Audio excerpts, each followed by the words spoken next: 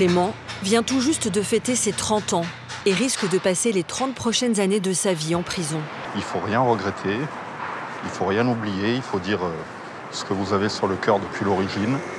Il ne faut pas changer, il faut être vous comme vous l'avez toujours été.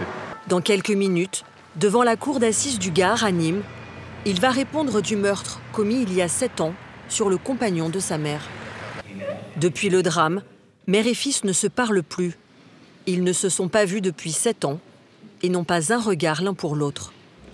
Le jeune homme est accusé d'avoir tué à coups de batte de baseball le compagnon de sa mère, qui aurait été violent avec elle pendant plus d'1 an.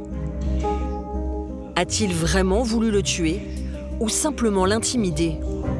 Je veux mettre fin à ce qui se passe, mais je ne veux pas mettre fin à sa vie. Un procès atypique dans lequel Francis, la victime et ses proches vont presque disparaître des débats pour laisser place à un duel entre les deux accusés. Je me saisis de la batte qui était dans ma chambre. Elle vous voit? Oui. Qu'est-ce qu'elle dit? Rien. J'ai aucun souvenir de l'avoir vu avec la batte ce soir-là. Maintenant, si tout le monde raconte que je l'ai vu et qu'en plus je suis la menteuse du jour, je l'ai vu. Une mère au centre de beaucoup de questions et dont le statut de victime de violence est remis en cause. Pourquoi personne ne vous voit jamais avec des coups? Pourquoi il n'y a que vous qui dites qu'il vous frappait? Je sais pas.